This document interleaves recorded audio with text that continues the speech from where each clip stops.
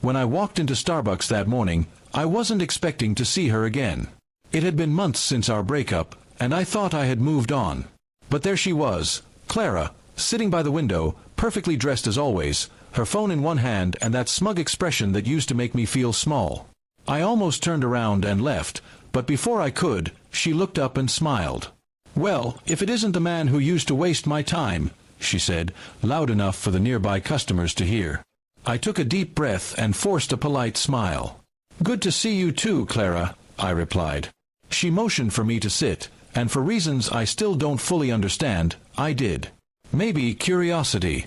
Maybe closure. Before I could even order, she leaned forward, her tone dripping with mock sympathy. "You know," she said, stirring her latte, "my new boyfriend just bought me a car.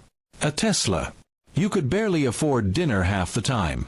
It's funny how life upgrades you when you stop settling." Her words stung, not because I still loved her, but because I once believed that what we had was genuine. I wanted to laugh at the irony.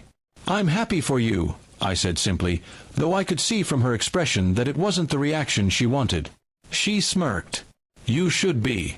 He's everything you're not: successful, confident, generous. Honestly, being with him makes me realize how useless you were to me."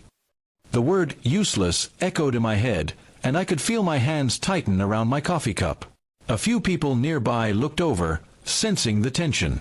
I could have argued, reminded her of all the nights I supported her when she was broke, of the rent I helped pay when she was between jobs. But I didn't. Instead, I said quietly, "If that's what you think, then I'm glad you found someone who gives you what you want." That calmness threw her off. She blinked, waiting for me to break, to get angry, to feed her ego. When I didn't, she scoffed. "You really haven't changed, still pretending you don't care." "I do care," I said, "just not about proving myself anymore." I stood up to leave, but she stopped me with one last jab. "You'll regret letting me go.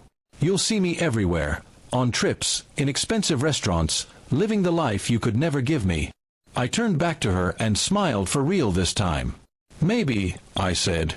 "But if money's all it takes to keep you happy, I guess I never really lost anything." With that, I walked out. A week later, I heard through mutual friends that her new, rich boyfriend was actually married, and not to her. The man had a wife who found out about Clara and ended the affair with a public scandal. Clara's perfect world shattered overnight, her pictures and posts suddenly disappearing from social media. When I saw her again, months later, she wasn't sitting in Starbucks with designer bags. She was alone, looking smaller, quieter. She saw me, but this time, she didn't speak. I gave her a nod and kept walking. It wasn't revenge, exactly. It was just life showing its balance. I had found peace, a steady job, and a quiet confidence I didn't have before. For the first time, I realized her insult had done me a favor. It reminded me that my worth was never measured by what I could buy, but by who I had become.